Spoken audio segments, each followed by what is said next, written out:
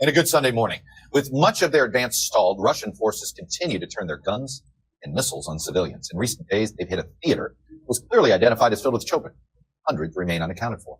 Russians have bombed apartment buildings in city after city to spread terror, even targeting bread lines and food storage facilities with the clear intention of starving the populace into submission. These are civilian attacks. They're not accidents. Overnight, Russia bombed an art school in Mariupol. 400 people have been hiding there. President Biden has gone to the extraordinary step of calling Vladimir Putin a war criminal.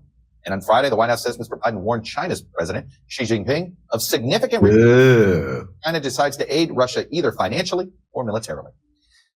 But Vladimir Putin now apparently accepts that Volodymyr Zelensky is the leader of the Ukrainian people and will remain so even after this war. It's a big concession, but he's still refusing to meet with Zelensky one-on-one, at least for now. So does Putin even want a peace deal, or does he want to flatten Ukraine so nobody can have it? Aaron. Yeah, that's what he wants. Dude, I thought of a fun prank you could pull on Chuck Todd that would still work. What? Even though, take the same footage he just showed and be like, hey, this is the big report tonight. This is what's Israel's doing in Palestine. And then watch his report on Yeah. So there's not much evidence. So we don't know what's going on. He doesn't know what he just reported, if it's accurate or not. He doesn't know. But that's the way it's being reported. Can you imagine if they reported that way about how what we did to Fallujah, right? Do you remember that? What we did to Raqqa, the way we Mosul, the way we just leveled cities, and then we called it a victory. I don't remember any of those I things. know. Let's just go crazy. I know. So it's just nuts. It's just nuts. And again, we have a drone program that killed 90% innocent people. Right now, we're starving the people of Afghanistan that we occupied for 20 years, and we're giving their money to people who were victims of 9/11 that Afghanistan had nothing to do with. Those people that we're starving right now, that a generation ago that happened. You know, I mean, this is crazy. I mean, this is what you get from the American news media: complete lack of history, complete lack of context, a complete, just unbelievable propagandized, narrow view of what's going on. If you remember all the people when we pulled out of Afghanistan, which was the same Ukraine hysterical people, they were like, look at them falling off of the plane, trying to, you know? Yeah. So, you know those people? Well, they had a run of bad luck. They fell off a plane, and now we're starving them. Yeah. What do you stop caring after they fell off the plane? That's right. That's right. That's what we're doing to the people of Afghanistan. They can still go on Twitter, though. So, I mean, I'm just showing you this, but because I was watching the Useful Idiots, and I couldn't believe. I stopped watching corporate news for the most part, but thank God they do it, and so they got these clips, and this is truly unbelievable.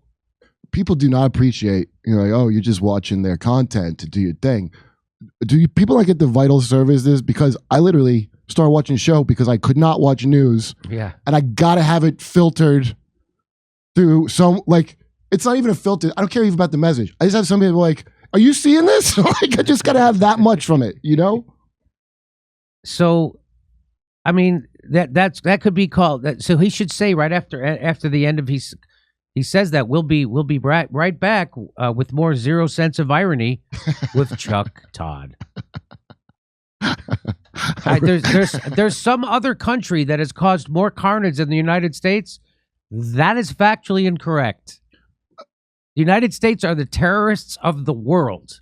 Have you seen people? This actually blows my mind, dude.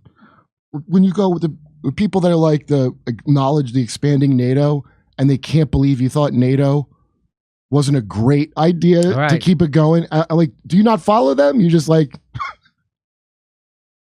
Here's my favorite clip of all these horrible clips from Chuck Todd. Here's how. Watch how he justifies supporting literal neo-Nazis in Ukraine. When it's good versus evil, you got to sometimes, when you're on the good side, have some ambiguity about discerning real evil from the somewhat evil, I guess. Anyway, when we come back. He's talking about that. He's talking about the Azov. He's saying, talk about that? With that? He's talking about the Russians and Putin being the real evil. And the lesser of two evil would be the Nazi-infiltrated military in Ukraine.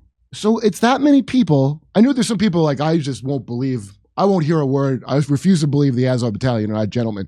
I thought there's that. But this is people going, Yeah, you go to war with the Nazis you got, not the Nazis you want. Yeah, that's right. Here we are.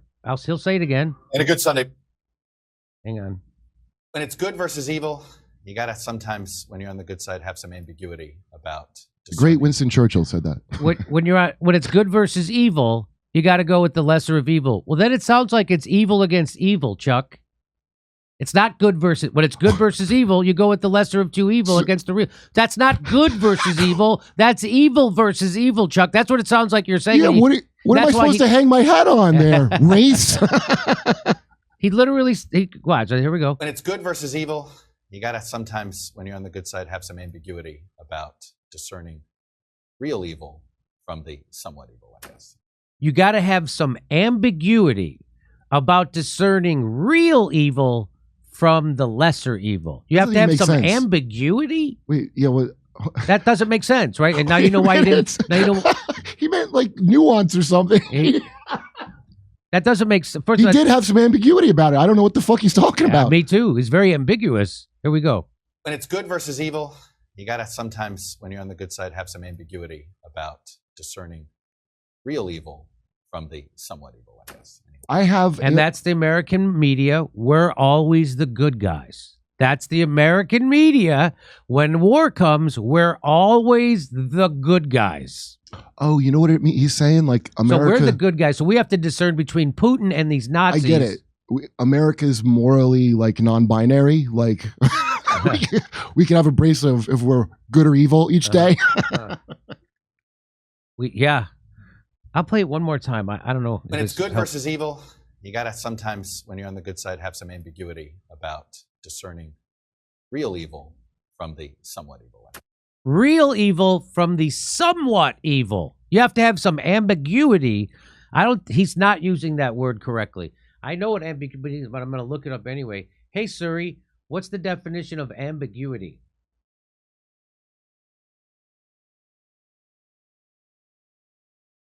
Interpretation, inexactness. The quality of being open to one or more interpretation, inexactness. Okay, but then the next thing after he says is what? So let's try. Let's hear it again. When it's good versus evil, you gotta sometimes, when you're on the good side, have some ambiguity about discerning real evil from the somewhat. That doesn't make sense. You have to have some vagueness about discerning.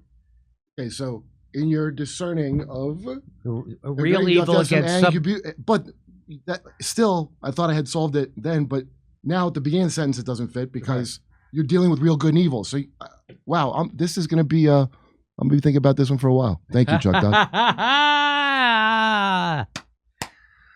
When you're the good guy, you got to sometimes. That's what he's saying.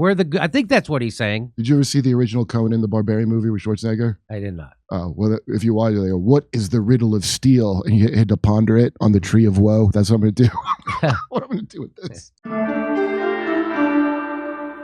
We're doing our live stand-up tour. We're going to Houston. We're going to Dallas. We're going to Los Angeles, Orlando, Tampa, Columbus, Cleveland, Pittsburgh, Des Moines, Omaha, Kansas City, and more. Go to jimmydorecomedy.com for a link for all the tickets and become a premium member. You get all our bonus stuff.